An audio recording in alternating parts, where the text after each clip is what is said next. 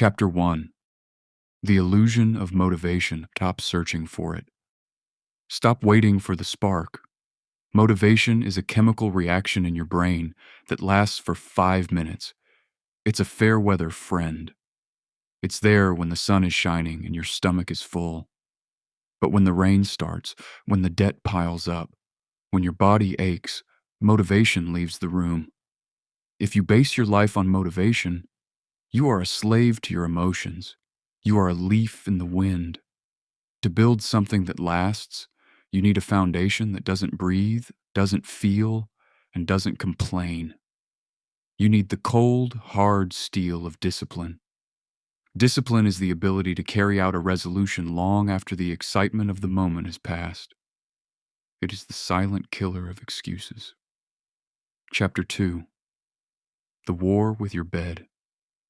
The first battle of the day is fought at 5 a.m. or 6 a.m. It doesn't matter what the clock says. It matters what your mind says when the alarm goes off. That snooze button is the first step toward failure. When you hit it, you are telling the universe that your dreams can wait, that 10 more minutes of unconsciousness is more valuable than your future. The man who wins the morning wins the day. There is a psychological advantage to being awake while the rest of the world sleeps. It's quiet. There are no distractions. It's just you and the task.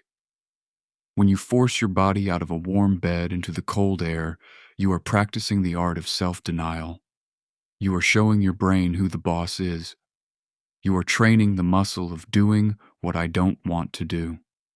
Chapter 3. The Myth of Feeling Ready. You will never feel ready. You will never feel like it's the perfect time to start that business, hit the gym, or change your diet. The perfect time is a ghost that weak people chase. Hard people create the time. They start before they are ready. They start while they are shaking. They start while they are broke. If you wait for the feeling of readiness, you will die with your potential still locked inside you. Action is the only cure for fear. Action is the only way to generate momentum. Once the wheels are turning, it's easy to keep going. The hardest part is the first inch of movement. Don't think. Don't analyze. Just move. Chapter 4. Pain is a teacher. Most people run from pain. They seek comfort. They want the shortcut, the pill, the hack. But there are no hacks for a strong character.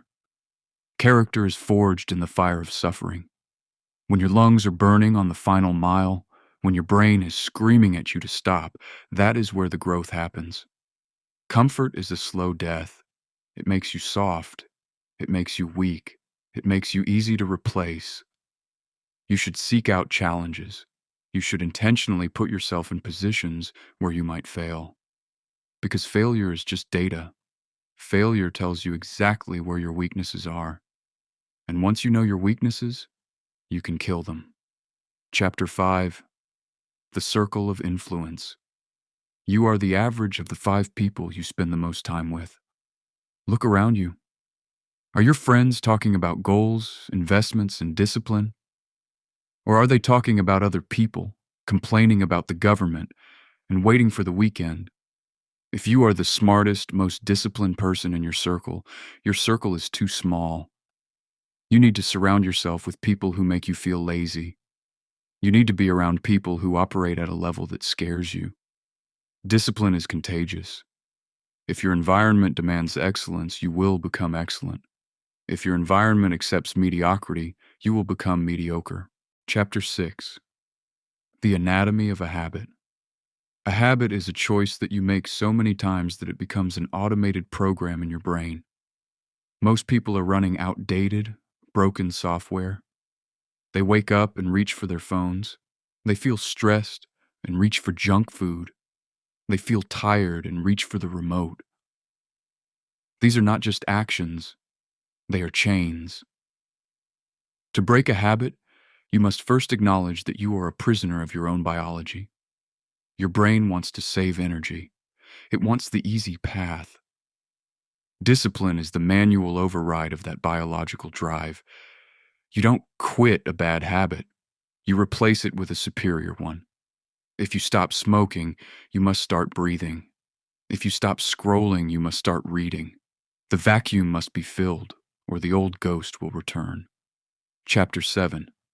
The currency of attention. Your attention is more valuable than your money. Corporations spend billions of dollars every year just to steal 5 seconds of your focus. Every notification, every like, every trending topic is a drain on your greatness. You are leaking your potential through your screen. A disciplined man is a focused man. He has a deep work zone where the world does not exist. No phone, no music, no distractions, just the task and the will to finish it. If you cannot focus on one thing for 60 minutes, you have lost control of your life. You are a consumer, not a creator. Reclaim your mind. Turn off the noise. The silence is where the real work gets done. Chapter 8. Financial discipline and the ego. Most people are broke because they are trying to look rich for people they don't even like. They buy cars they can't afford with money they haven't earned to impress neighbors who don't care. This is the ultimate trap of the weak mind. Financial discipline is the art of delayed gratification. It is the ability to say no to a luxury today so you can own the factory tomorrow. Money is not for buying things. Money is for buying freedom. Freedom from a boss you hate. Freedom from a location you despise. Freedom from the fear of an emergency.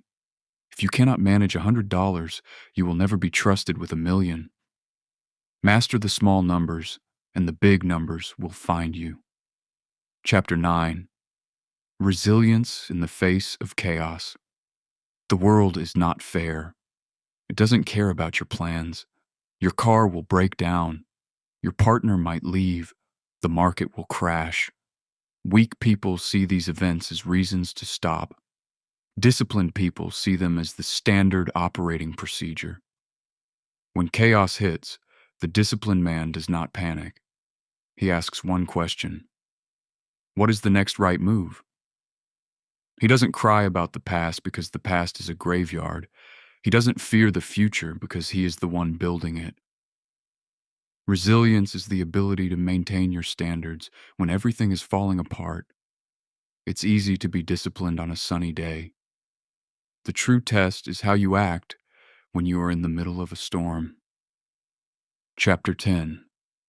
The death of the victim. Mentality. It's not my fault. These are the 4 most dangerous words in the English language. As soon as you say them, you give away your power. If it's not your fault, you can't fix it.